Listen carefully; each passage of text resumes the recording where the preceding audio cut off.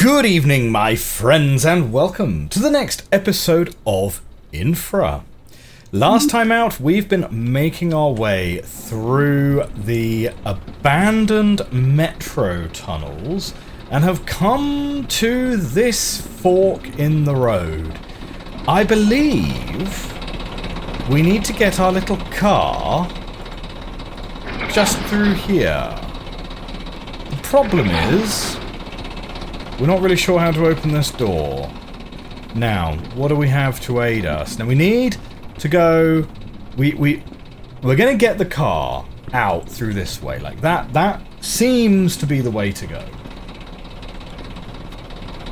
How to get the door open, presumably, is on this side of the door. Maybe it's got to do with these codes over here. Maybe it's got to do with those codes over there.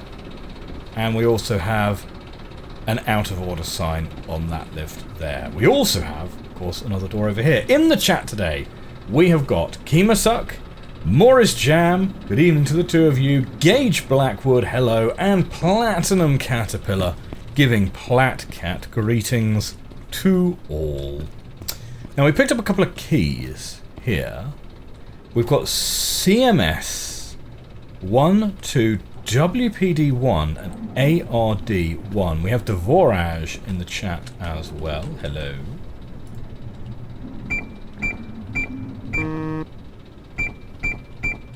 Right, so that gives us a very clear brr when it's wrong. Now over here we did get a book of codes.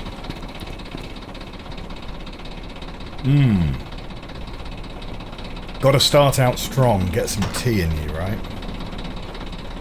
Okay, that would appear to be what will get that open. Now we took a screenshot of all of those.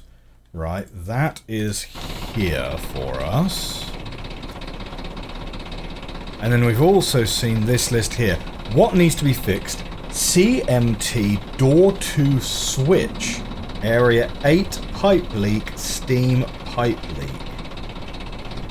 Then we've also got CMT door 1 has been crossed off, which would imply that that is working.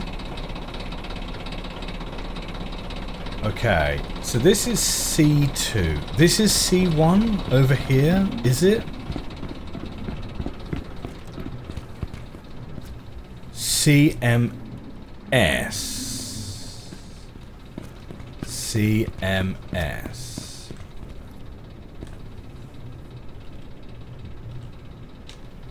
Oh, okay, these won't come up at all. Fine. So when we look at this list,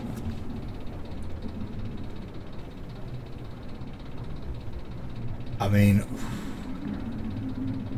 so what have we got? What needs to be fixed? CMT door.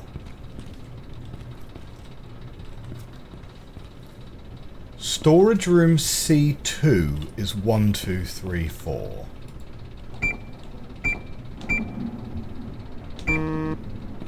Except it goes banana as if that's wrong. C22 control, tunnel as door. Metro CR tunnel. Central station doors, steam control room, water plant doors. I don't know, do we just try all of these? 4, 1, 2, 3. Nope.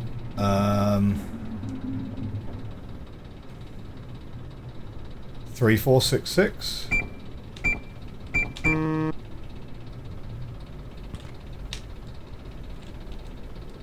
It's odd that these can't move at all.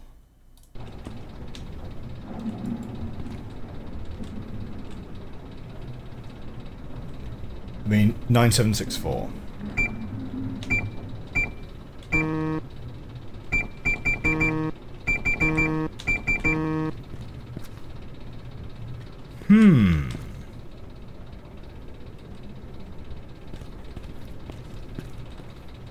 I mean, we could literally go through every single one of these codes. 8453. Like, one of these have got to do... Oh! Oh, oh, oh! 8453 was central station doors. Oh, we're opening it.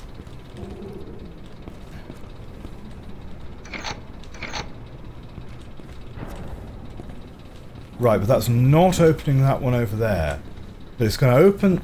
We're open here. Oh. Wait a minute. Oh, no! Shit, shit, shit! Quick, Mark!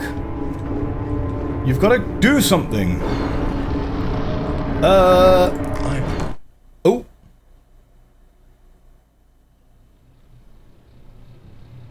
I think that might have auto-loaded us back in. Shoot, so are we not going that way at all? Are we going this way?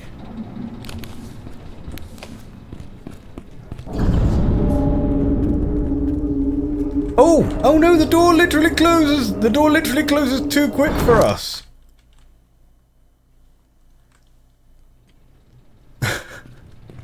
Okay, what happens if we run super quick through here? No, so that closes too fast. Can we stand under this piece of concrete here? Will this keep us safe?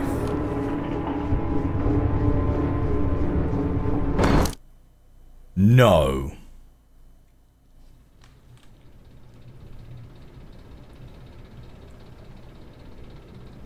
Well, this seems a little bit... This seems a little bit trial and error, to be honest, right now. Like, there's no door there. Unless we weren't supposed to throw all of those switches. Because there certainly doesn't seem to be.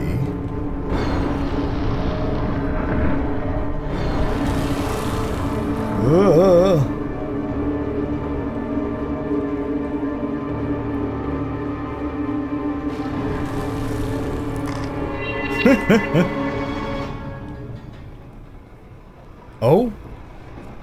It's over? Ah! See, Mark, you had nothing to worry about. But we can't go back that way. Never mind. Onwards. I wonder if those switches that can lock in place are a thing that's used in real life and how much they cost compared to regular switches. Interesting question. Morris Jam says Mark should have invested in that plot armor upgrade a few weeks back. He is the main character, after all. Kemosek, I'm going to post in the Nancy Drew discussion thread on your Discord about something that came up in episode 3 on Treasure in the Royal Tower. Might be something you need to read, but we'll see. Maybe. Maybe. Treasure in a Royal Tower is going very well, though. I'm thoroughly enjoying it. Is it the best one so far? I don't know. I don't know. Blackwood Manor was pretty great.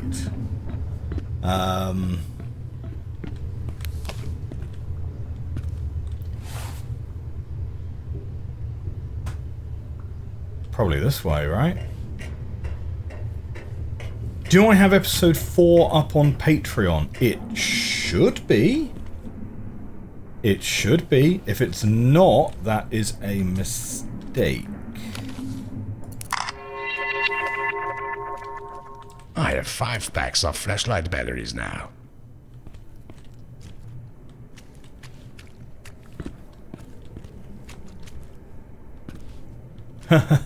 Then your post idea will probably not be necessary. Well, you never know how stuck we're going to be, right? But yeah, I'm really enjoying Treasure in the Royal Tower. I'm enjoying all of the Nancy Drew games so far, to be fair. They're really good. Reload. Still 4 packs left. You should take the torch by the train. Infinite battery power. Yeah, we need to find another cart. Ah, handy. We found one immediately. Well, this is good, I but have 5 packs before we of start flashlight driving batteries that now. around, do we want to work out where we're even trying to go? So, what's this up here? Door number 8. Oh! Hello. Oh, it's an automatic gate! Isn't that nice?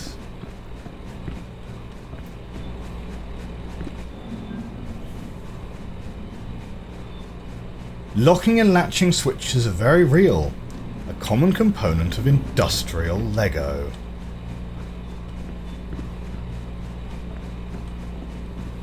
Do we open this? No, doesn't look like it. Oh, take a picture of that for sure.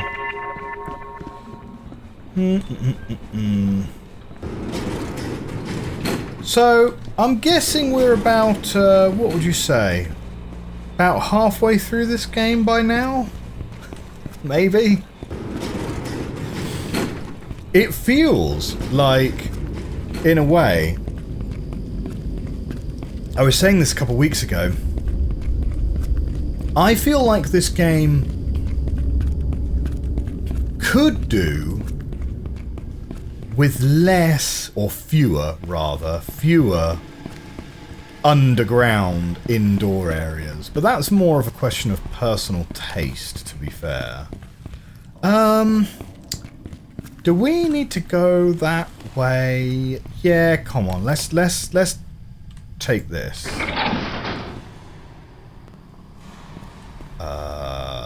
Does that really matter? Yes. Yes, it does. It does. Let's get on you, though. Oh, do you know what? Do you reckon we're going to be transporting these boxes? Yeah. Alright. Hello? No? Oh. No, we can't turn that one on. Okay, never mind. On we go, then. If you weren't indoors all the time, you'd be playing Infra. Very good. Can't get that one out of the way. And that's definitely not supposed to be there. Yeah, can't go any further that way. So, we need to sort of zigzag this train back and forth. Very curious, though, because it really did not look like...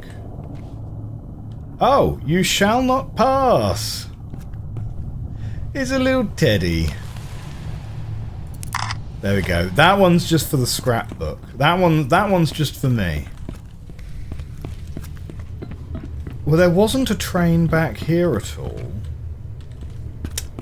So... Is it a question of getting this one up and running again?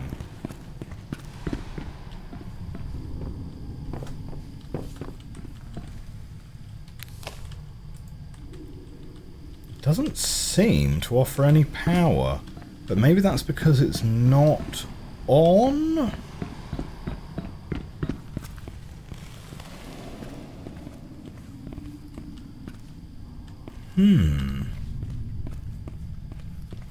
Does it need fuel or something?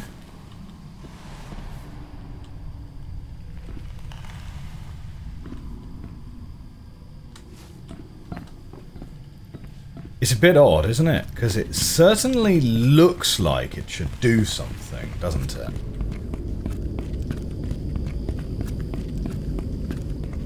Now I'm wondering if we should have brought our little train this way. Because I think that was an option.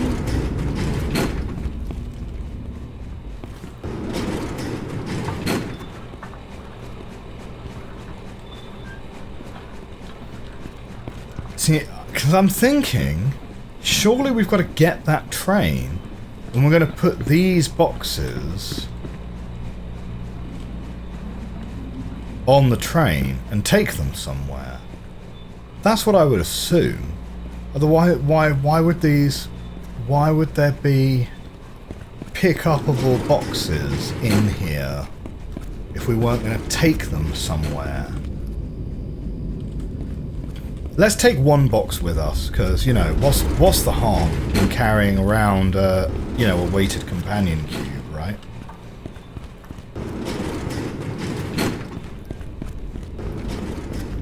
Does this level remind me of a certain level in Half-Life? It certainly does. It certainly does.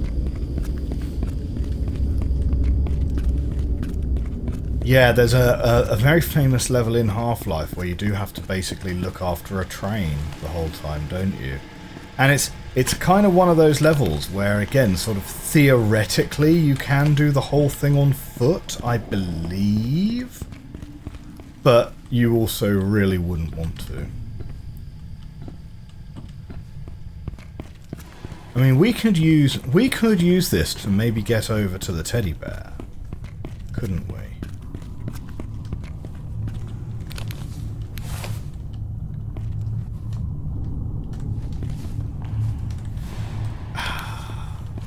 Or we got to get round. We got to get round to the other side of. We've got to get round to the other side of this. Yes. Here, let's put you down here.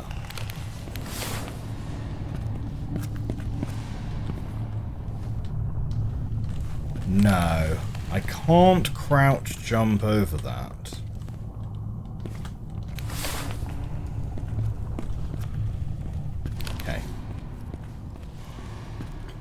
Oh, the rail's electrified in Half-Life, is it? Yeah, I guess so, I guess so. Have I played the Black Mesa remake of Half-Life? I don't know, actually. I certainly have played one of the remakes of Half-Life, but it might have been Half-Life Source, because Valve did their own remake at one point using the Source engine, didn't they? Yeah, like, I think so, but if I did, I'd have played it back when, I played the one that didn't have Zen, right? But I mean, I've played the original. I've played the original, like, loads of times, you know?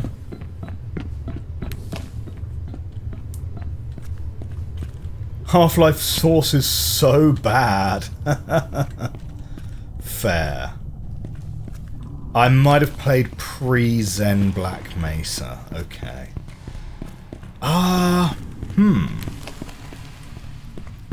Okay, here we go. For some reason...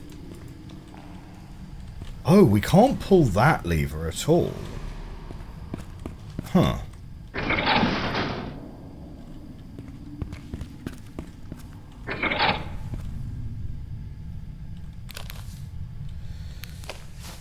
Still 4 packs left.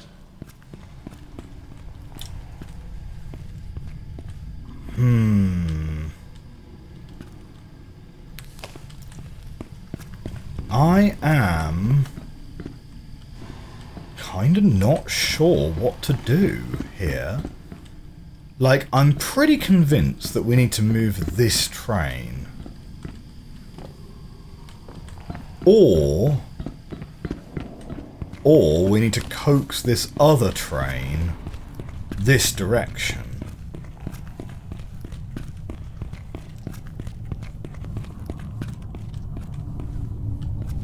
But yeah, how to do that is really not obvious.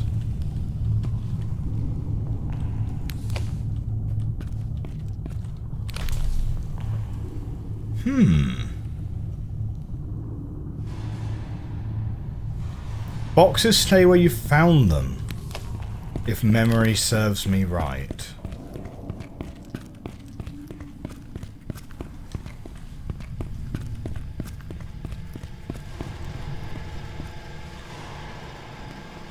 I mean, I feel like we must have missed a button or something.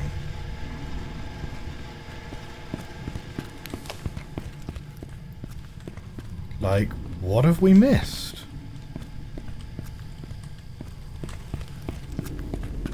We must have missed... we must have missed a button or a switch or something like that, right?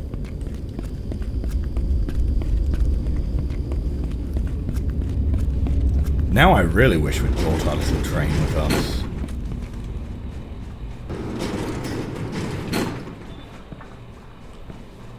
Okay, what happens if we plonk a box in the middle of this automatic gate? Right, because now the gate can't close, right? Oh, what? That's not even part of the puzzle? Boo! Okay. It just clips straight through the box.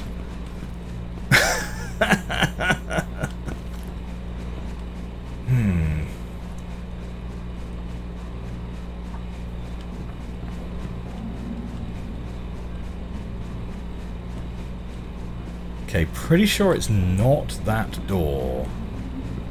There is an area up here. Wait, can we somehow get the boxes up into there? Oh wait, hang on. Oh, look, there's a ladder. There's a ladder here. Okay, good, right, fine. We've got it. We've got it. We've got it. We've got it. We've got it.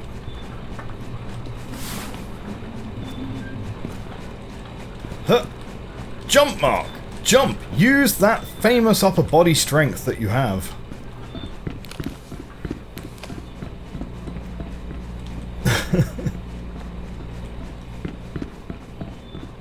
Real fake boxes. Ah, shoot. I think this means that I need to go and get one of those. The box that I took away. I think we're actually going to need it. I think we're one box short now. Okay, never mind. Right, we've got it. We've got it. We're making progress. We're making progress. Infra is such a clever name because it comes from infrastructure, but the structure is broken. And also, as previously mentioned, it's to juxtapose the notion of there being an outfra as well. Of course.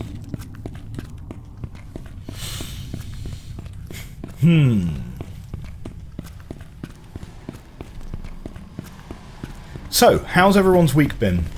This week, I saw, for the first time, a classic movie that I've never watched up to this point. I don't know if I particularly mentioned before, but my wife and I are working through the IMDb Top 250 to, you know, kind of expand our horizons on, like, good films. Although I have heard that that's actually become a little bit of an insult. I have definitely seen it used in the pejorative on TikTok. Someone saying, you know, on one of these videos, which is like, my top 10 whatevers of whatever century, people saying, this is so IMDb Top 250 coded. as a pejorative. Which is, yeah, kind of novel. It's like, oh, sorry, what? It's a list of solid films? That's what you mean? But yeah, so, you know, but it gives an opportunity to watch some movies that we otherwise wouldn't watch. And we watched, this week, a movie that's been on our list for a long time. 5 packs of flashlight batteries now. But we've never got round to watching, and that is Deer Hunter. That's a lot of words for a hipster to say mainstream. Yeah, I kind of agree. I mean, I do kind of get what they mean. 6 packs of camera batteries. In that there are certain things about the top 250 that are very kind of uniquely IMDb about it, in the sense that you've got a lot of gangster films and you have a lot of Pixar films on there. Like, gangster movies and Pixar movies are definitely overrepresented. What do we got here? Bunker. Hideout. Oh, okay.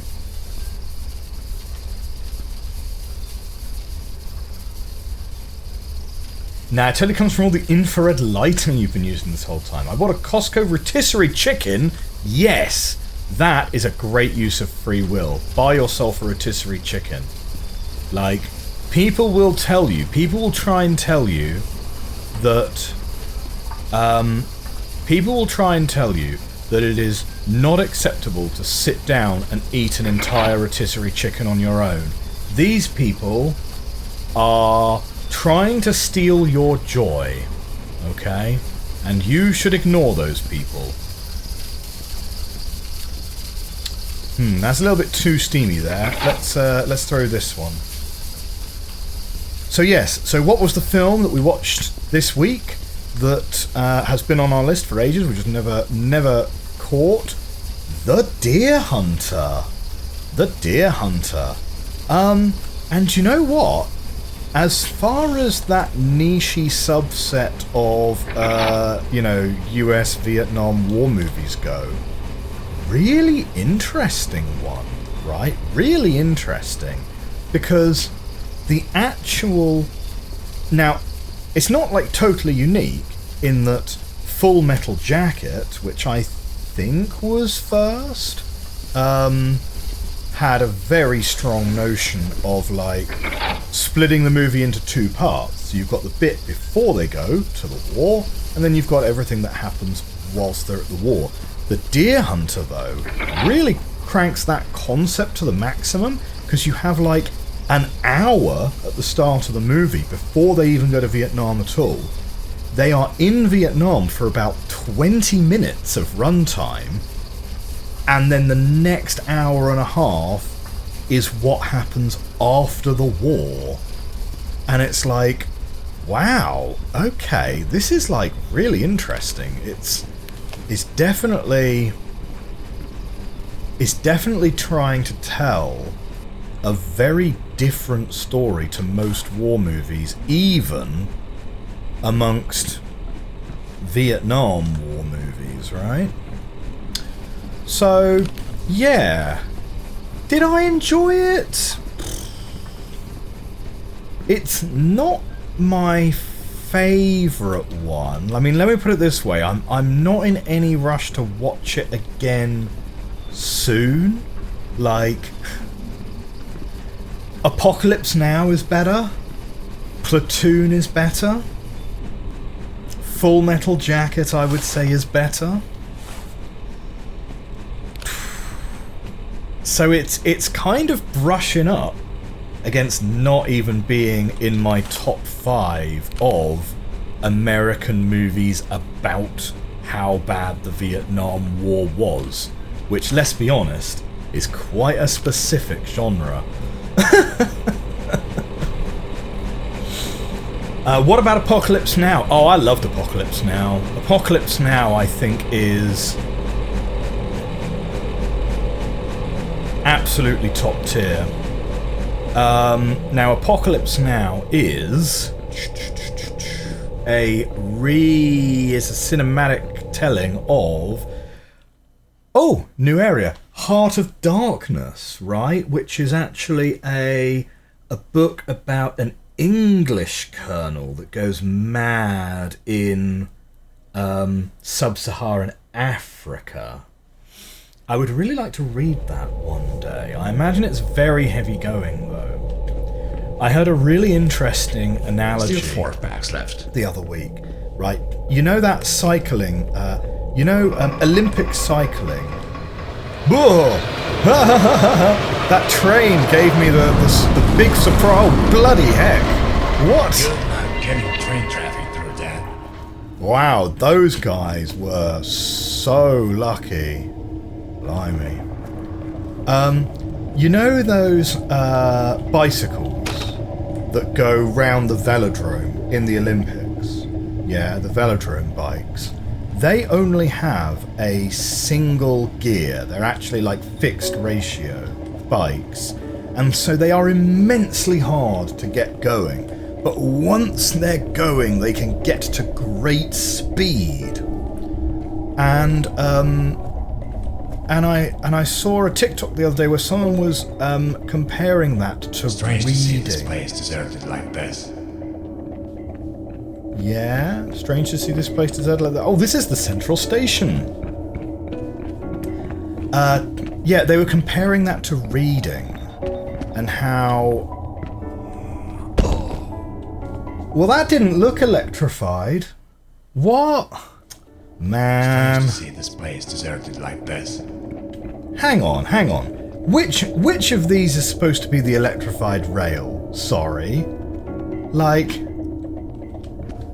Okay, I don't know enough about Finnish trains to be able to say one way or the other, but this is a woeful lack of electrical insulation for an electrified rail. Someone's going to need to put a picture in the Discord as to what Finnish electric rails look like, because English rails don't look anything like that if they're electrified. Great. There's no signal. There's no signal? What? How did you know that? Oh, because you're getting your phone out. Okay. Yeah, he likened reading to riding one of those fixed ratio bikes where it just takes an age to get going. But if you sort of just keep working at it and keep plugging, bam, you will eventually pick up speed and it will get easier to do it. And so I'm having another go at just trying to get a little bit better at reading again. But obviously, it helps immensely if you pick books which are easy to read, right? And there's no shame in reading easy books. Yeah. Your aunt works for FFC, Fulham Football Club? Oh, Francis Ford Coppola. Right, okay. He's got a small museum in his main winery building. That's amazing. The yellow one should be the third rail, but in-game the whole track is electrified for gameplay. Yep, 0 out of 10. Buggy game. It's only electrified if it's glowing blue and yellow. Yeah, like, that's the video game logic, right? It's electrified if you can see sparks coming off it. There we go. I saw a really interesting study the other week, which, again, take it with a grain of salt because it's kind of... It's sort of like a study that relies a lot on self-reporting and blah blah blah, and self-reporting studies are always like a little bit dodgy anyway. But on the topic of reading, it said that women are a lot more likely to read for the enjoyment of it, whereas men are a lot more likely to read for the utilitarian benefit of it.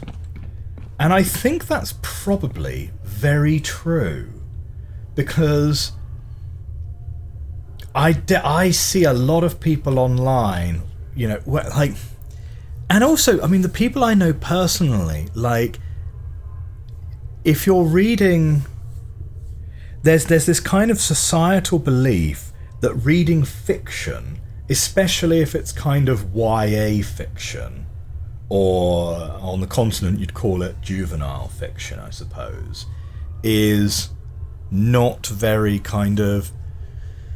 It's not highbrow literature, right? And so has no value. But then if what you're trying to then measure that against is someone who reads, you know, Angela Duckworth's book, which, to be fair, was the last book I read the whole way through, and I did not enjoy it. You know, if you read like Atomic Habits or Grit or a finance book or something like that, that's not high literature either. But apparently, according to this study, it's a very strong demographic split between women tending to read for enjoyment and men tending to read for the utilitarian benefit of it.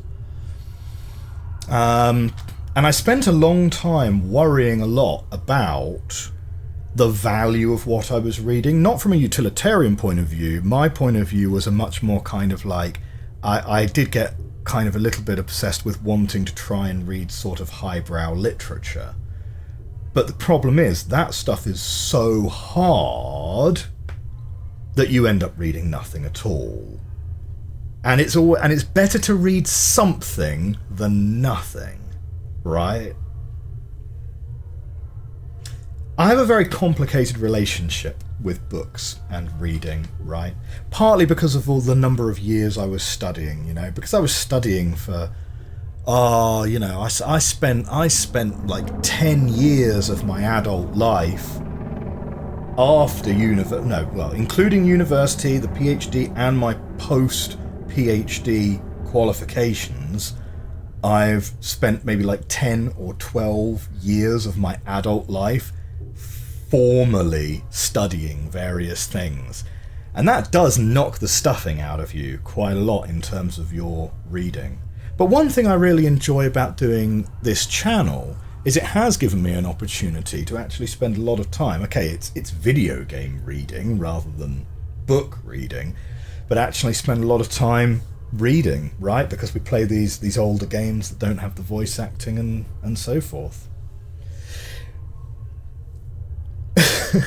You're happy to buck that trend, says Morris Jam. The idea of reading finance books makes me want to die a little inside.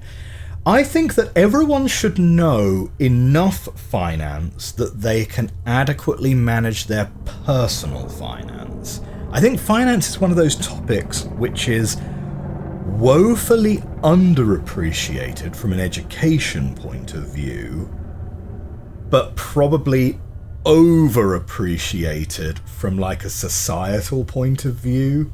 I maybe that's like the wrong way to phrase it, but yeah, like I know a lot of people who don't know the first thing about their pension, for example, and it's like, ooh, if you are saving into a retirement vehicle,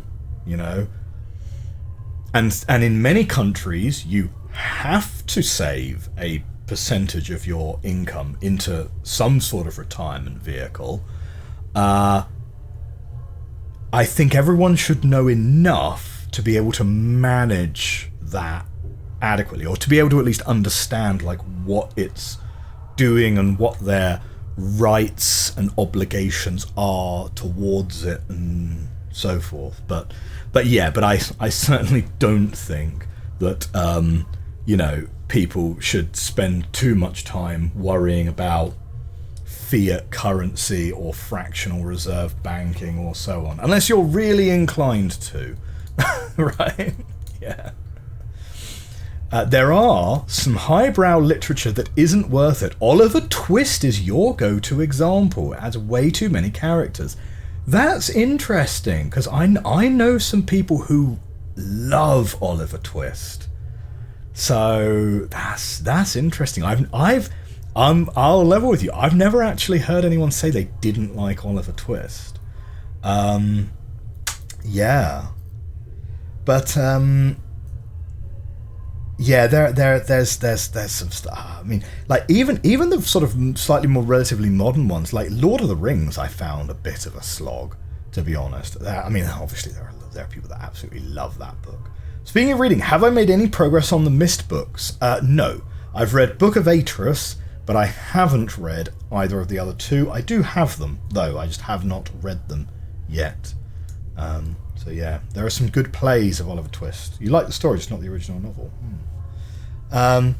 Morris James says, I'm always very wary of self-help books, especially those which focus on money, since the author's route to get the money is to write a book about money.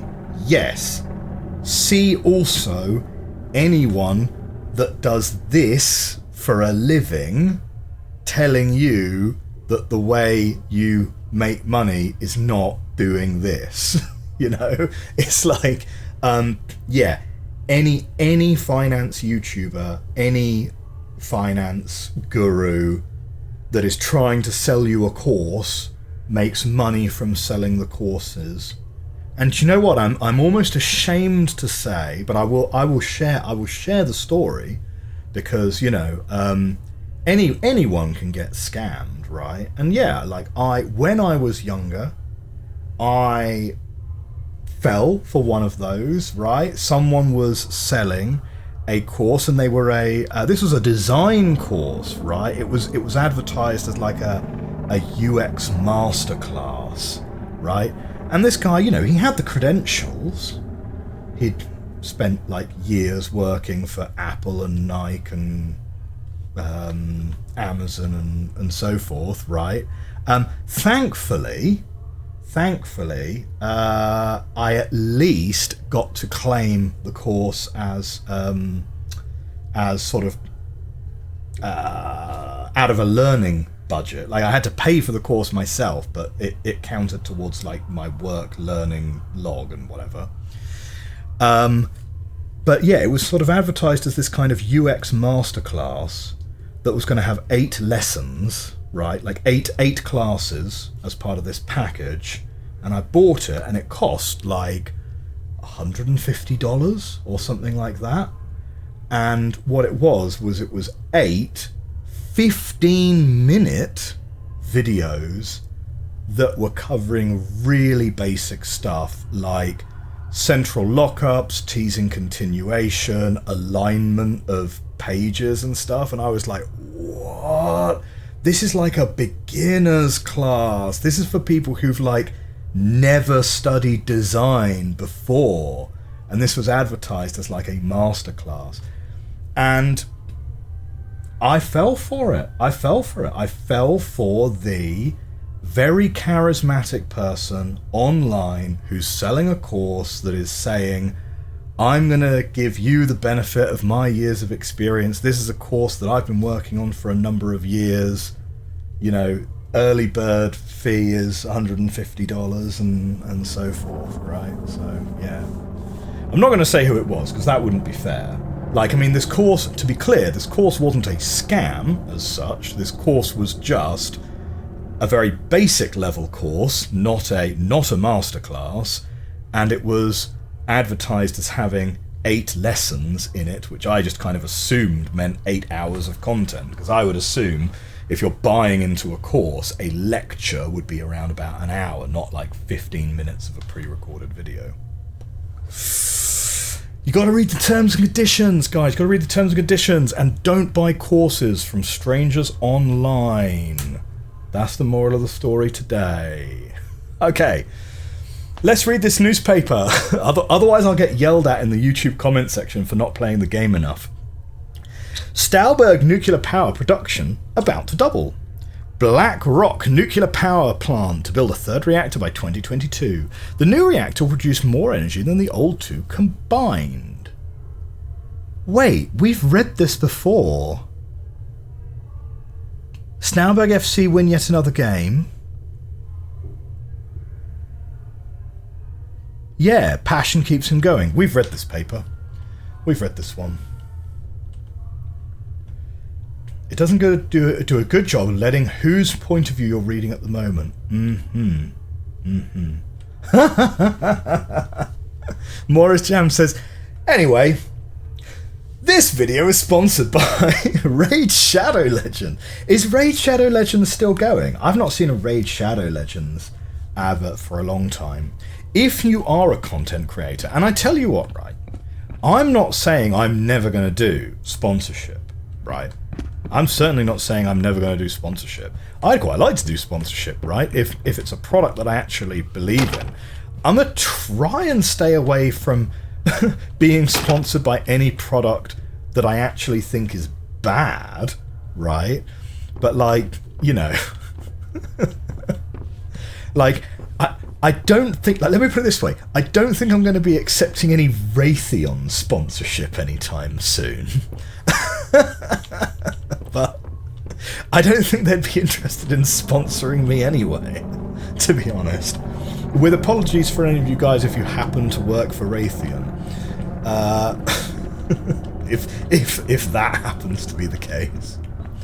But yeah, but you do have to consider the difference between a sponsorship and affiliate marketing. And this is one of those things that people don't really tell you about when you're first starting out in YouTube, is affiliate links.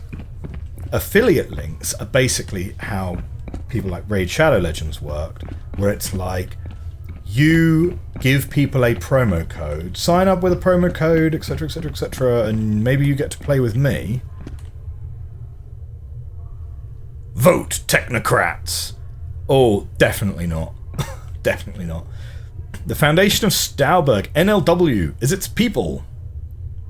Back to the good old days. Vote HP.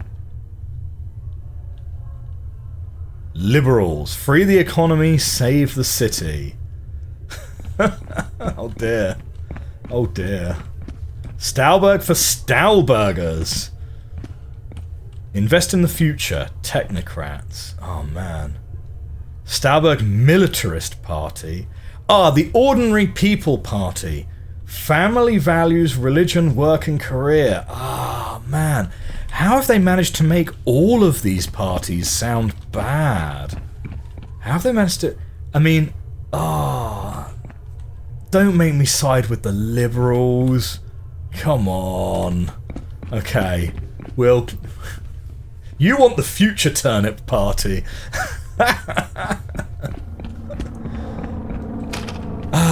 Can't we just have a nice progressive party? You know, that would be nice. Okay, here we go. We found a door. Yes, so affiliate marketing, they give you a link, but critically you only get paid as people click the link. So you've got to spend like these hours and hours and hours basically badgering your own community to click 7 packs of camera batteries now. To click these links to give you any money, and it kind of, it feels a little bit strange because it's your ability to make money from it is sort of directly tied to your community clicking the link and engaging with it, which is maybe fine if it's something like an like a I don't know, like a HyperX affiliate link where it's like, hey, these are the tools that I'm using, this is the microphone that I'm using, these are the headphones I'm using, etc., etc. You can use these sponsor links, and then you as the content creator get a kickback from when people go to checkout or whatever, as long as they're not using honey. Although I don't think honey exists anymore. I think that scandal is well and truly done. But sponsorship is critically different. Sponsorship, you get paid up front for advertising, and you get the money regardless of how many people actually click through the link. And so, as a creator, you should be wary of people reaching out for sponsorship deals that actually turn out to just be affiliate marketing, because it's quite a fundamentally different thing. If I go through there, I don't think I'm coming back, so that might be the way to go after we have finished exploring this area. To be fair, RTX makes great radar assemblies. Fair enough. Yeah, I mean, like, to be fair though, I think I would be pretty bad at doing sponsorships because I'm also a little bit sort of too honest about stuff. I don't know. Like, if you want to know, like, for example, if you want to know what I am using, I think you can use !rig, and it will tell you all of the stuff that I have in the in my rig, and broadly speaking, I'd recommend all of it, except for the webcam, which I think is only fine. I will get turned around in here really easily. These doors look strange, don't they? There's something about the wallpaper which makes the door... I think it's the skirting board, actually. It's the height of the skirting board makes the door look like it's kind of leaning back against the... against the thing.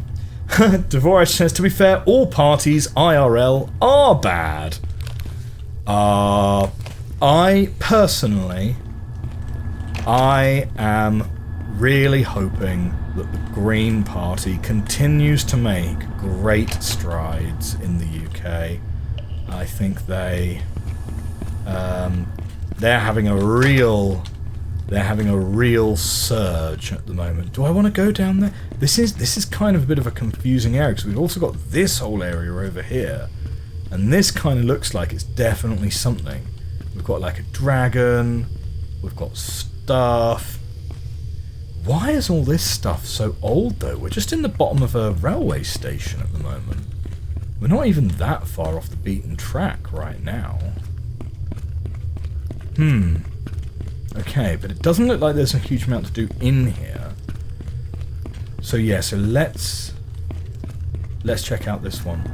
But yeah, the Green Party in the UK has a new leader, Zach Polanski, and he's only been elected leader for 6 months, 8 months or something. And in that time, the Green Party has gone from... They're now the second largest party in the UK by membership. They've gone from something like 50,000 members to 200,000 members in about 8 months. It's kind of wild. Because, like...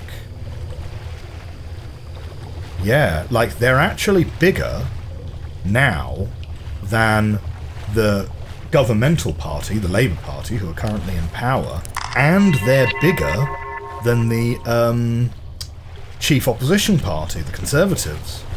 The only party that's still bigger than them, at about 250,000 members, is Reform. But oh, that's that. Yeah, the only party that's bigger than the Green Party at the moment is Reform, and W is a liar. Fascinating. It's yeah, and that's, well, that they're a bit different.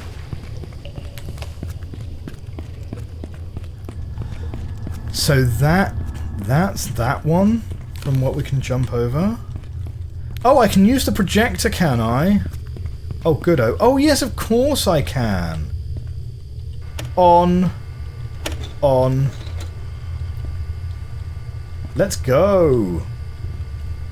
I need to take a picture of that dynamite next to the mural. I didn't even see that. Man, I'd be a terrible surveyor. Oh, that says eject. No. Oh, hello. Do we have any sound for this? Metro accident. Location must be kept secret.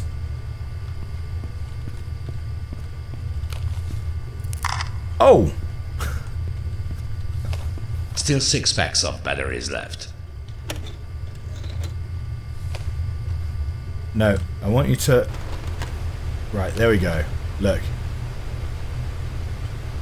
Uh-huh. Huh? Interesting. Interesting. Secret metro accident.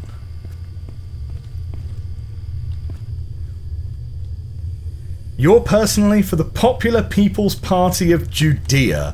I understand that reference. That is a Talos Principle reference, I'm pretty sure. There's always one who shows up to a presentation without their script. Oh, hello. We got another one here. That is... Ooh, which flag is that? That looks a little bit like Lesotho.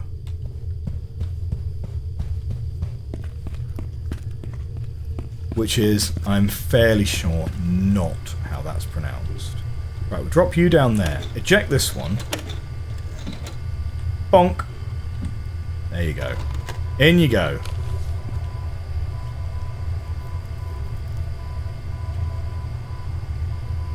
Artie. You should submit this one to the Tate Modern. They'd probably love it.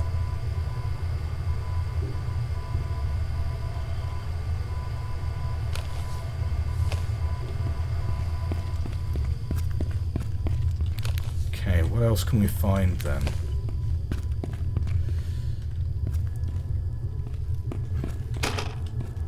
Okay. This area is very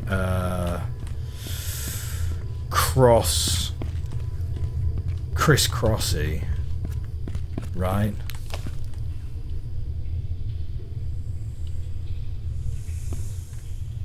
So this way... No, we couldn't get through that door. 7 packs of camera batteries now. So if I come down here...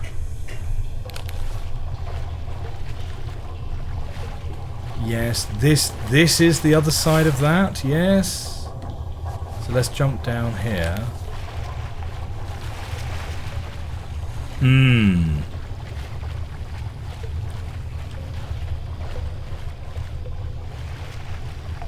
You say there was dynamite strapped next to the graffiti? I don't see. Oh yeah, so there is. Man, I'd be a terrible surveyor. Some nice slow TV content there. The Ventilation Fans Saturday Special. Am I just looking for a code to get out of here? I'm assuming it's not one of the previous codes that we've got, because there's no way to get back to where we were. The problem is, it seems that all the parties have political beliefs rather than reality, and caring for all.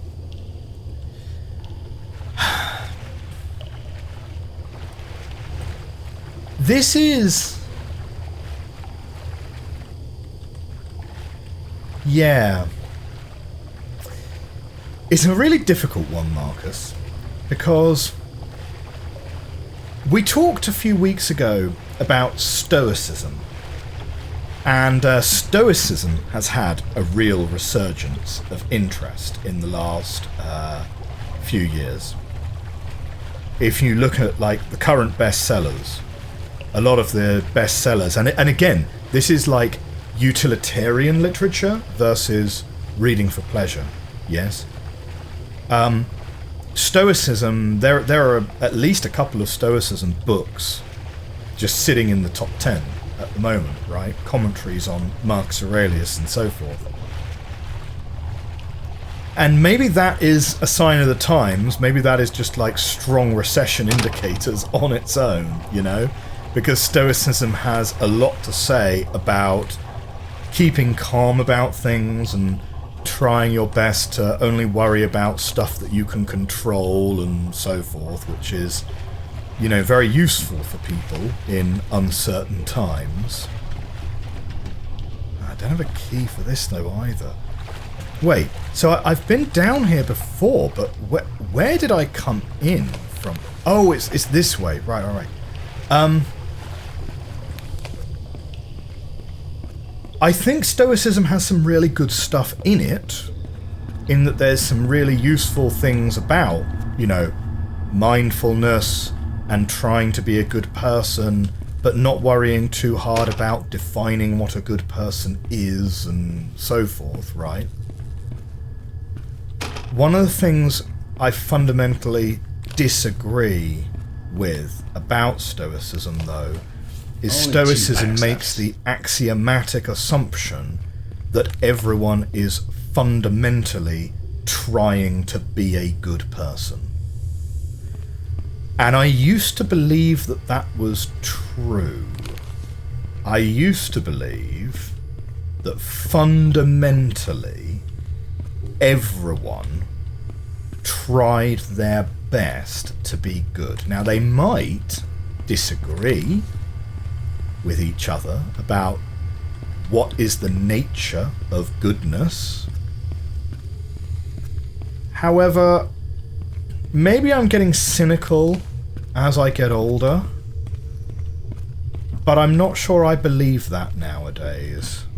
And I think that there's plenty of evidence now to suggest that there are people out there in the world who are not trying to be good people, and they are in fact doing their best to be quite the opposite. And it is very important that those people don't get the opportunity to exercise their philosophy against others as much as possible. So yeah. But that's sort of my current thoughts on Stoicism. I think Stoicism, not sure what we can do in there. maybe there's other pathways.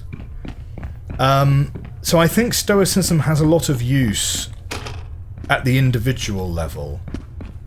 But, yeah, it's starting to become a philosophy which I think is a little dangerous because it tends to sort of prefer... Or it tends to sort of prevaricate on inaction as being somewhat virtuous. But then again, I am not a philosopher. So, if Stoicism is right Another for year you... since the metro accident. People come here to protest every year, but nothing ever changes. War never changes. Stauberg Mass Transit, go to hell! We need do something, or there is going to be another metro accident. That's far too wordy for a protest sign. Your protest sign needs to be pithy. Pithy. Unfortunately, evil is a very real thing. Yes. Yes.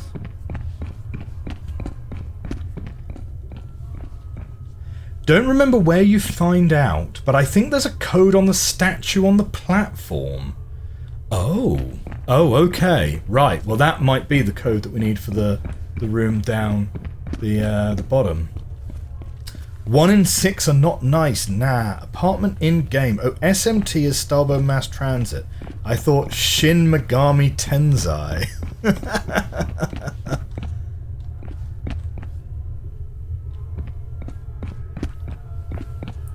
Metro is not safe is also a pretty tame protest line. 1922? We could try 1922. as a code. The year that chap was born, maybe.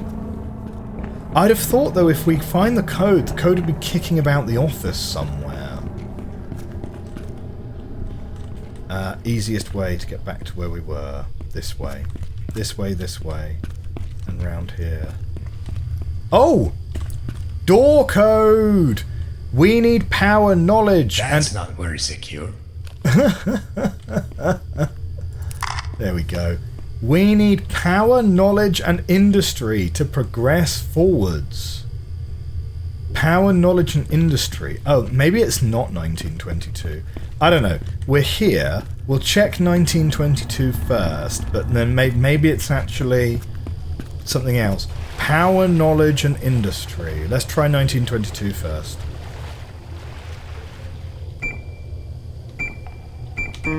Nope. Okay, we'll go the other way.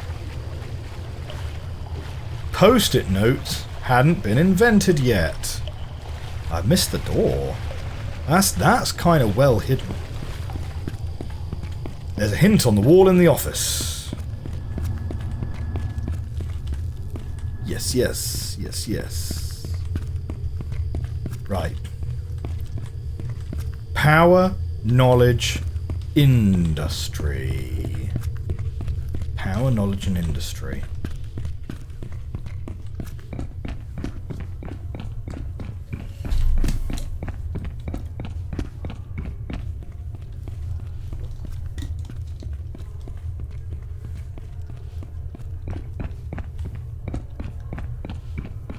Ah, look at that.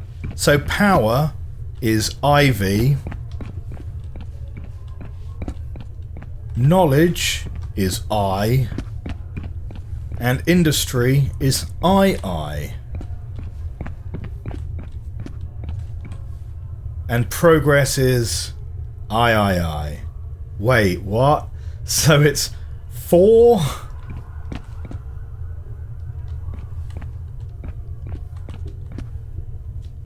Do you know what? I'm gonna mess it up. I'm gonna mess it up if I don't. I'm gonna mess it up if I don't take screenshots. And then you guys will be like, "Oh my god, How does it taking so long to figure this out?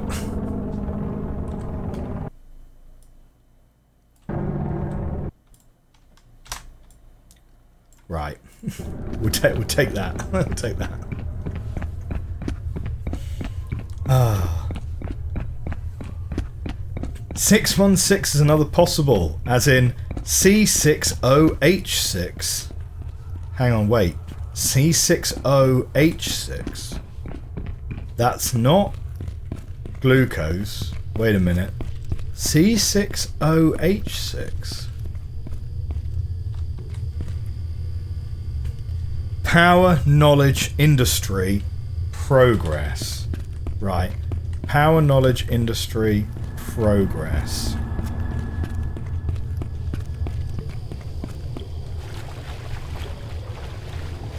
So, wait a minute. So power was 4. 4.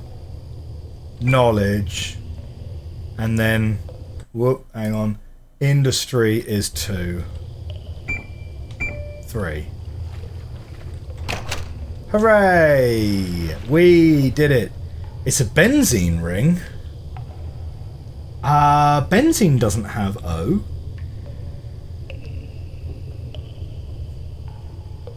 Yeah, benzene doesn't have oxygen in it. Wouldn't benzene just be C6H6? Glad they said progress forwards instead of all those other possible directions that you could progress.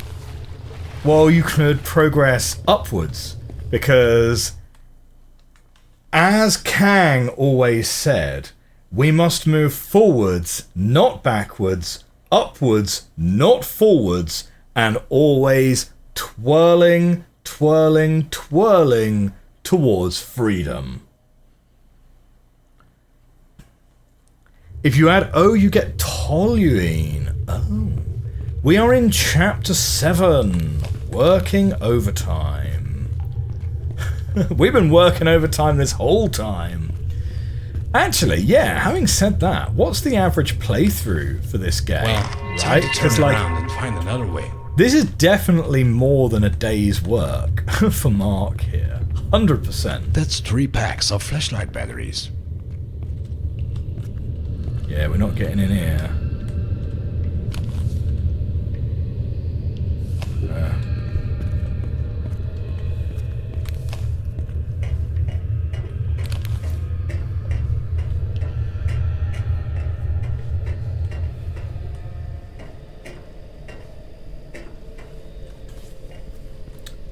Right. Which way do we want to go? Well... Yeah, that's a leak, alright. That's a leak. Leaky, leaky pipes.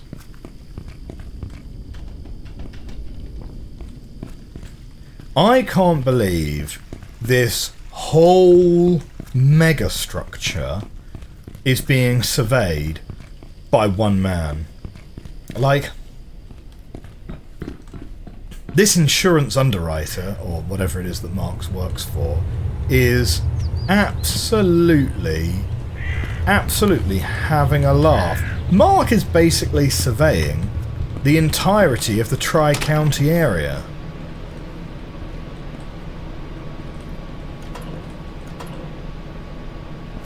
Four packs of flashlight batteries.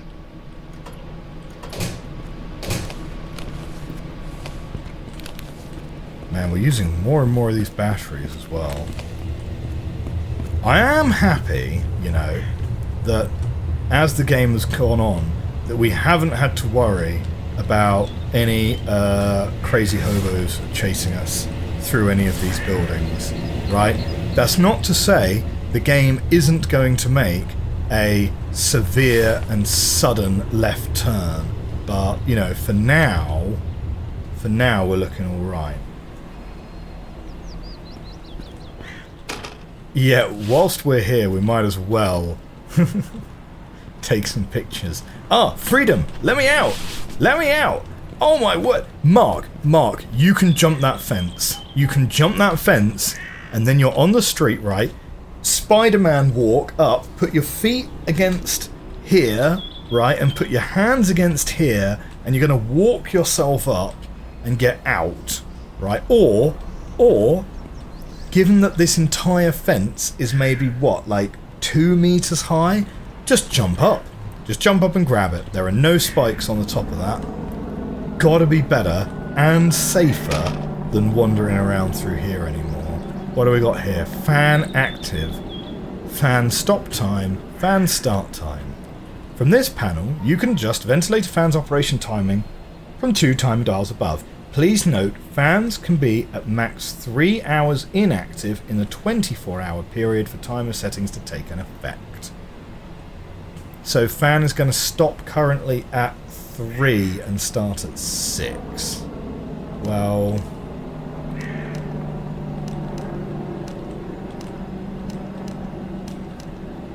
how do I see what time it is? It's on my phone, isn't it? Do I have my time on my phone? A, B and C, 4G, 76%.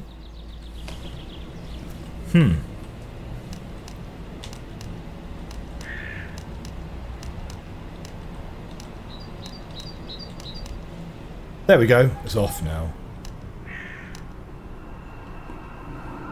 Good. So we've got at least an hour with the fan is going to be stopped.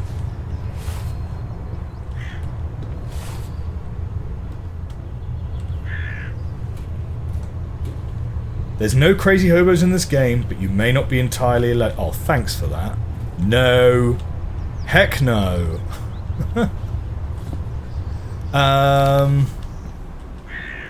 Hey, Spiper. How you doing? Oh my word. We're on the street. No! This isn't the street at all. This is just a little car park. Can we at least take the motorcycle? Man, do you remember that feeling in the 90s when you were playing like the old Tomb Raider games, for example, and you would... Fascinating. Fine, you'd come across a boat, or you'd come across... Like, Tomb Raider 1 didn't have any vehicles, but you'd come across a boat. Or in Tomb Raider 3, you'd come across the quad bike, and you'd be like, oh my god, oh, it's a vehicle section! There was a period in time in gaming history where vehicle sections were these great set pieces, right? Halo had some really great vehicle sections, for sure. Tomb Raider, I think, really nailed them. And there are certain things that with gaming today, there's so much spectacle in it that it's hard to create something that gives that feeling anymore, I think. Hey, we have Aaron Guinair, game dev. Tomb Raider was amazing. Venice level. Yeah, Tomb Raider was great. Yeah, I think you can't actually get Tomb Raider nowadays. I think it's only the remakes that are available now. Obenzer construction site, Cesspit Street 23G inspection report, May 1973. Inspected by Senior Field Inspector Johann Stahlberg. Notable shortcomings. Prefabricated concrete elements have too sparse a rebarring. Rebar steel is of poor quality and too thin. In some cases, even metal scrap has been used instead of proper rebar. This contains different types of metals with different coefficiencies of heat expansion. This means the temperature change will cause the concrete to crack. The sand concentration in the concrete is too small. Also, they've used cheaper desert sand in the concrete, which is too smooth for structurally sufficient concrete. Some of the sand in the concrete has even been replaced with common dirt. These findings render the concrete in use to be too fragile and pose a major structural hazard for its inhabitants and construction workers. The construction project must be halted immediately and the current progress demolished and reconstructed with proper concrete. Burnout Paradise had a nice vehicle section. Nice. Oh, your light bulb just went. Oh dear. Devoresh says this remake includes the original. You can even switch old new graphics on the fly. Oh, that's nice. That's nice. That's better than just canning the original. Because yeah, plenty of games over the years you literally just cannot get now. Speaking of Apocalypse Now, we were talking about Apocalypse Now earlier, of course. There's Spec Ops The Line, which is a video game adaptation of Heart of Darkness. That game you literally cannot buy nowadays. The developer 3 packs left. / publisher, don't know which, doesn't have the rights for some of the music that features in the game anymore. So if you already own a copy of it, that's fine. But if you don't own a copy of Spec Ops The Line, you can no longer buy it. Which is interesting, considering the place it has in, you know, the conversation of video game history, you know, the conversation of games as art and so forth. It is good they added the Switch mode. Yeah, I agree. Doing okay, trying to make vinegar from water and molasses. You regret not getting here earlier. Yeah, doing okay. Oh, this looks a lot more like a street. Oh, look at this. We've got like actual proper cars parked. We've got like a Volkswagen and a... That looks like a... Daewoo, maybe?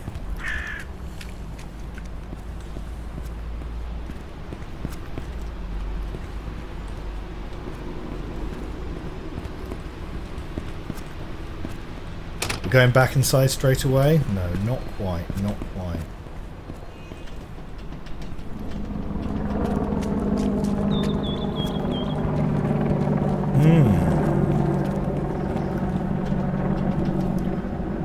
Wait, that's where I just came from.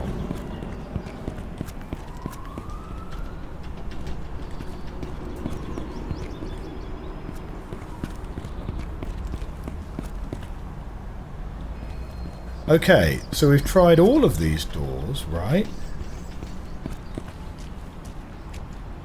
And the answer isn't any of them, so I guess we'll go back down and try one of the other tunnels.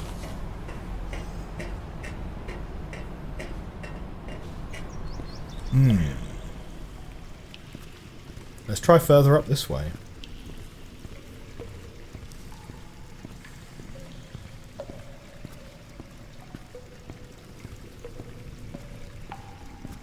Oh, hello, geocache. There is nothing inside this one either. Boo.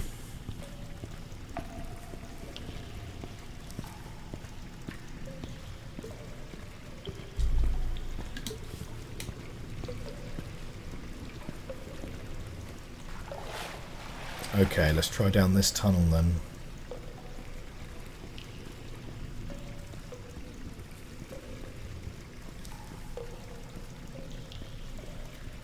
Man, this flashlight runs out of batteries so quickly.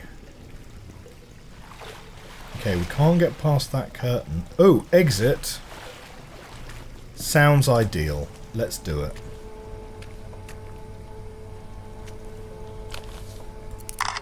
It is a broken door, though. Only 2 packs left. Man, I'm going to have a real problem if I actually, like, run out of batteries. That's 3 packs of flashlight batteries. Back up to 3. Something's sparking as well. Yes, look, that's how you show that it's Only live. 2 packs left. Oh, whoops, I accidentally reloaded that again. I did not mean to do that. Okay, there we go. So that's definitely gonna kill ya. Oh.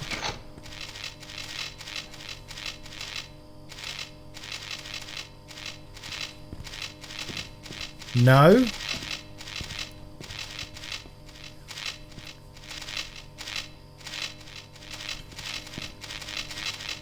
Hang on. You got that one over there, but like, that's too far away. Ah, we got too close. Fine. Come on, autosave. You're our only hope. Excellent. Not too bad then. That's 3 packs And of actually, flashlight batteries. That saves us having wasted a battery pack. No, can't sneak along there either. First time chatter, NN242. It's like game designers have no idea how real batteries work. That's 3 packs of flashlight batteries. I mean, I guess it's just to stop you wandering around with the flashlight out constantly, but you do need it a lot in this game, it seems. Oh, we can crouch through here. That's a really obvious solution to that problem. Go on then. Well, that looks like that one's not even on anyway. There you go. Turn you off. Good. Now with you off, we can then turn this one off. And now we're all safe. Oh, wait though. We didn't actually get a shot of this all sparking either. But it doesn't matter, because Mark's magic camera can see that it's not working properly. Did you get the key card in the street section? I did not find any such thing. Hopefully it's not necessary. This game is going above and beyond when it comes to teasing you with potential freedom. I think secretly Mark does not wish to be free. That's my theory. Electric substation service logbook. Date, initial, comment. Changed oils on one of the transformers. Which one? The one on the... something. That helps a lot. AA... something attached should be repaired. Which cable? When will it be serviced? Use this log properly. The cable broke. And then someone's done some great artist. Some great artistic expression of being stuck underneath a church. Okay, we've got a ladder up there. Before we go there, nah, that exit is not open. If Mark wanted to be free, he'd have tossed a chair through the window way back in the office section. True.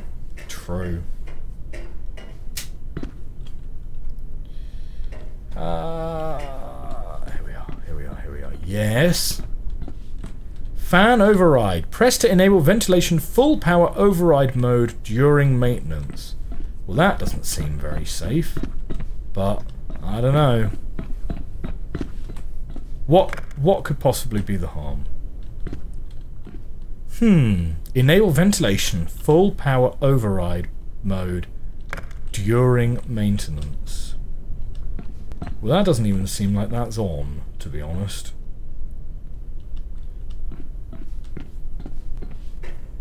But we can't turn these back on. Oh, man. Only 2 packs left.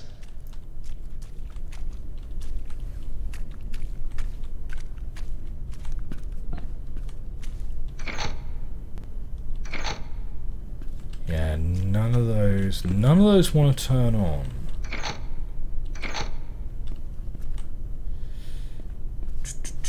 That makes 8 packs of camera batteries. This one makes this live here.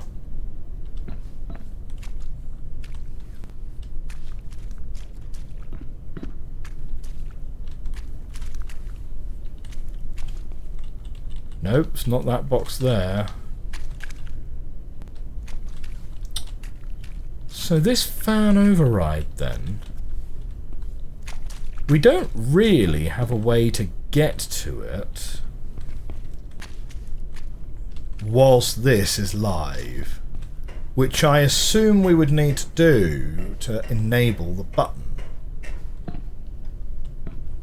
It's almost as bad as the Alan Wake Energizer batteries, which is a weird form of product placement. Buy these batteries, they're bad. Well, you know what they say, any publicity's good publicity, right? Okay, we can't get over this barrier either. or out this stair. It doesn't look like there's anywhere in the roof for us to go. So the only reason to be up here would be to hit this button.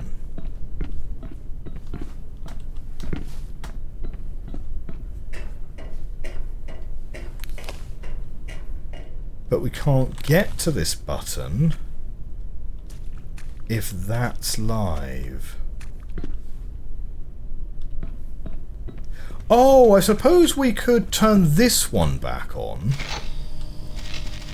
Right. Because that can be live and we crouch through here. No, what?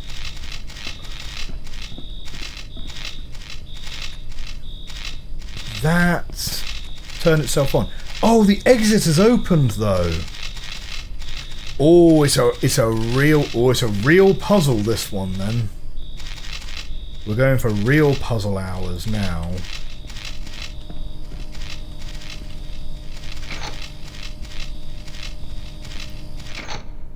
So you turn that off and everything's off. We turn that on and only that one comes on.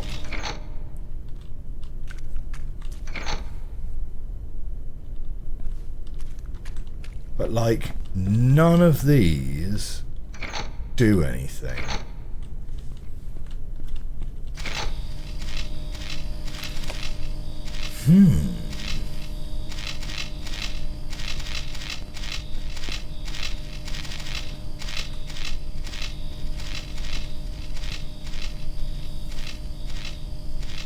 Why did the Energizer Bunny go to jail? He was charged with battery.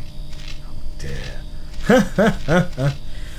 I've never seen this game before, but it's giving me Half-Life vibes, just with fewer murderous aliens. Quite right, yes, it is apparently the Source engine, which is, yeah, a real blast from the past.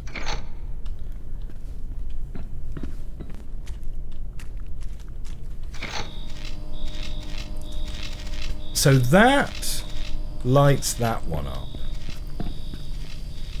And if we do this one as well,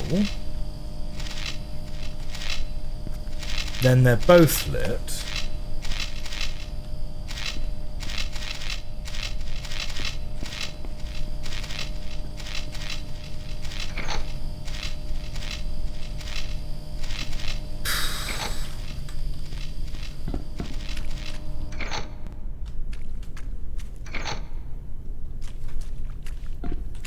I mean, if I turn both of these on, what's stopping?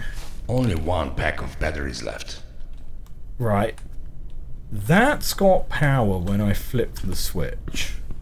Right? And it's powering stuff. Why is this stuff over here not being powered in the same way? Why when I flick that are we getting no hertz coming through here and no hertz coming through here? That, I think, is the key to trying to solve this.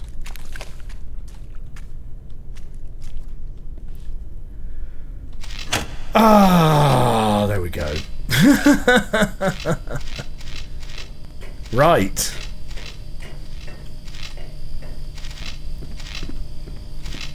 So, we're going through the aux line this time. There we go. And now I turn the fan on, and the fan, that is not safe. Ooh, ouch. That is not an approved way to tie that cable out of the way. That is appalling. Mark is definitely 100% going to electrocute the next person that walks through that room. Oh, Meaty Bill says you've missed a panel to the left of the ladder. Do you know what? The metro station was closed. I'd be halfway back to the office already. I would be halfway back. We're very much in sync, Meaty Bill, right? Like my My rate of discovery is almost exactly at your rate of hint dropping.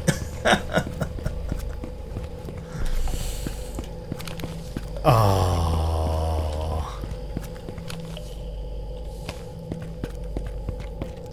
Okay, what have we got here? It's a door. I mean, do we want to go through this door, or do we want to go through that door? That door's green. I assume let's do this door though, right? Like going deeper into the bowels of the earth has got to be the way, right? That makes 2 packs of spares for the flashlight. Huh. Or maybe it's just flashlight batteries. Maybe it's just batteries.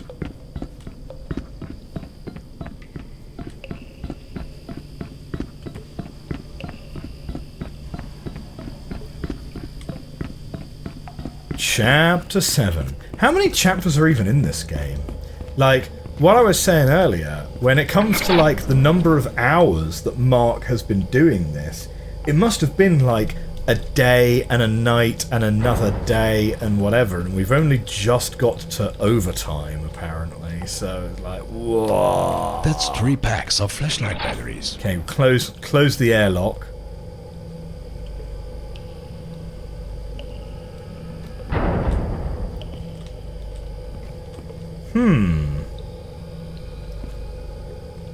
Well, no, I don't want to reload the flashlight again. Huh. Only 2 packs left.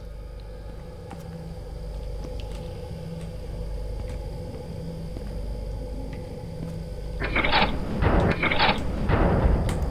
mean, it's all the way down.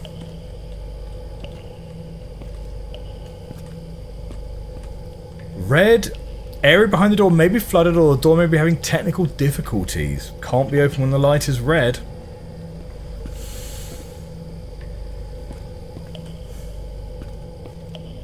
I mean, okay, I guess we need to find a way around. Morris Cham says, and yet you complain whenever Mark can't scale a chain link fence or vault a wall. I mean, his own personal safety aside, he's got to keep it safe for other people too.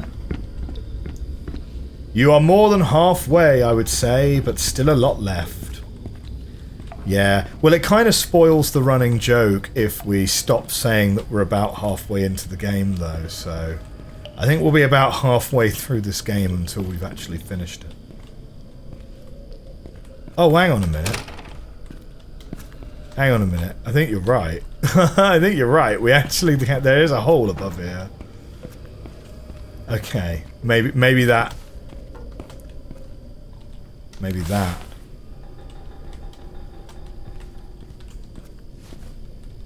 Yeah?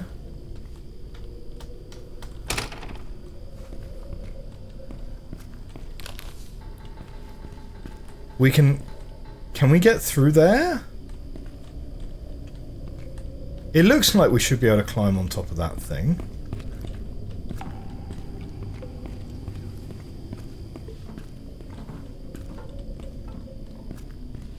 But wait, how do we get... Ah, wait, maybe I can bring you and stick you on top of a pallet? Does that give us enough height now? Yeah, just about. Okay. Walter. Only 1 pack of batteries left. 1 pack.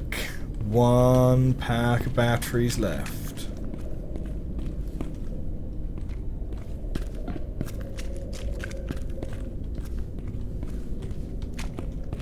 Man, this is a crazy amount of concrete that's been used here, though. Oh! Oh no! What was that?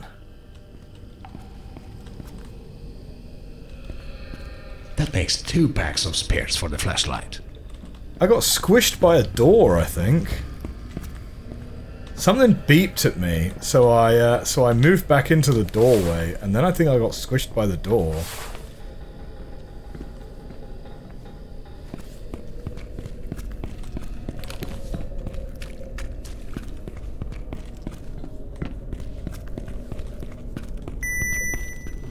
What the fuck? Jeff Walter. Hello. I've been waiting for this moment for a long time. I ain't Jeff Walter. I only regret that I'm not around to see it. It just wasn't enough that you had to destroy my life, was it? The whole city is on the brink of collapse. All because of you. Take a close look at these walls. Okay. This place is right under your own headquarters, and yet is in so bad shape that it could fall apart at any moment. There is only one thing left for me to do. I'm going to destroy you and your whole company. I'm doing it for me. I'm doing it for this city and its people. Goodbye, Walter. Nobody is going to miss you. Okay. So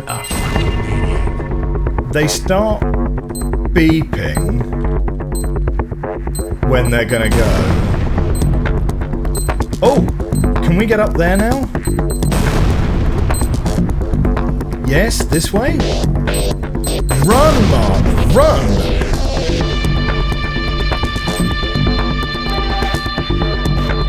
That walkway's damaged, Mark. Take a picture, quick! Yep, through here.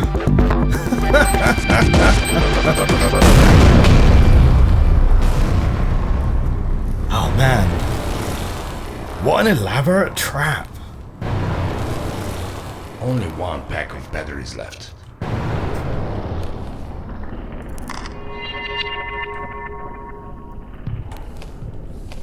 Seven packs of batteries left. I'm not 100% sure how much you actually... Do you even really need... I guess you do need the camera batteries, don't you? We have way more camera batteries than we've used, though. Ooh, we're doing the scary music now. Okay.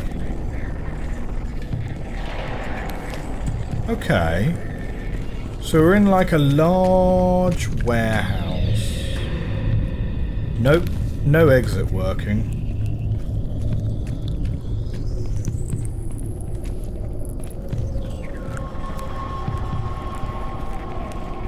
Tell you what though, right, no joke,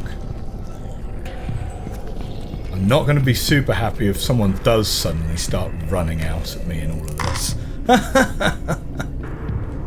No way I'm getting past this.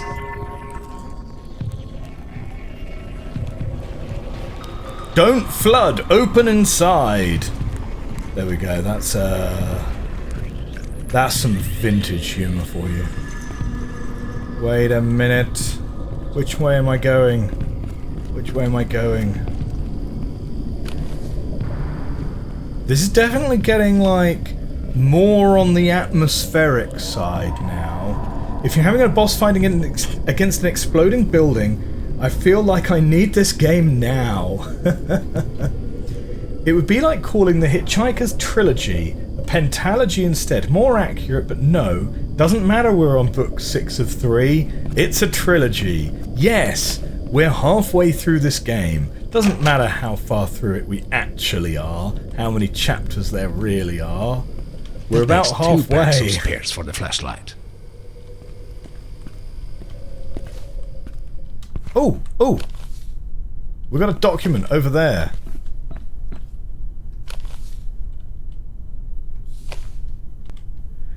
I hid 5 beer bottles for you.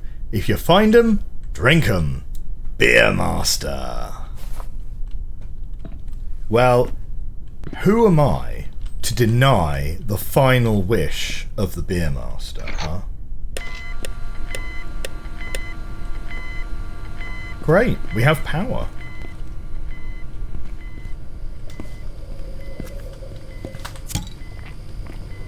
Don't mind if I do. Beer master. Keep out. Well, that can't stop me because I can't read. Not that way then. Well, I think we are going this way then, right? Oh, hey, we've got a new follower. Thank you so much for the follow, NNTO42. It's the funicular. Is there any more jovial form of transport than a funicular?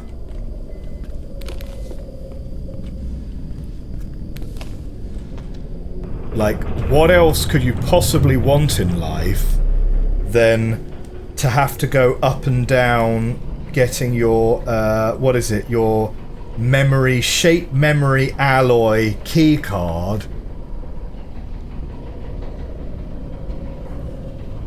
What is it? You got to get your shape memory alloy key card turning orange and turning blue. And then as you're coming down, 4 guys in stealth suits be like, Snake!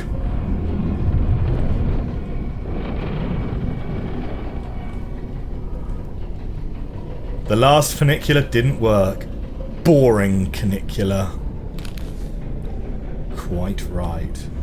Tiny train!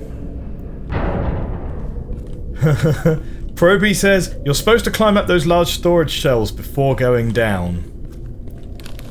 Well... sounds like someone's got a case of the spose does. Only 1 pack of batteries left. Hang on. So, can we call this one? No, this one's not moving. This funicular is giving me PTSD of being rained on by head crabs. Oh, yes, it did also feature in Half-Life. That's true.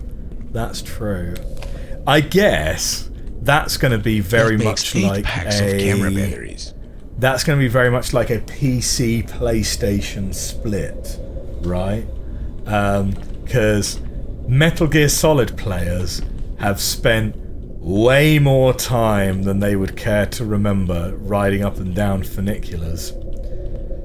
Okay, we need a code for that blast door. And you know what? I think this might be a very good place to stop the stream for this week. We've got a new area, we're exploring it, we're in Chapter 7, so we're about halfway through the game, or thereabouts. You can still go up the funicular and get it, trust me, you shouldn't miss it. Oh, okay, maybe we'll go back, at the start of next episode. Nothing more particular than a funicular. The problem is, as a noun, it is quite specific, so unlike some of the other words that you can try and interject in conversation to make yourself totally insufferable, my word of the week being interlocutor. Like if you can slip the word interlocutor into a conversation, like you can just about manage that, like on an occasional basis. Funicular though, that's a very specific use case. Okie dokie. We are going to be wrapping up today's stream right there. If you are watching on YouTube in the future, thank you very much. This has been the latest episode of Infra. If you enjoyed this episode and you're enjoying this series, do hit that like button, hit that subscribe button. I will see you very soon for another episode. Thank you very much. Goodbye, YouTube.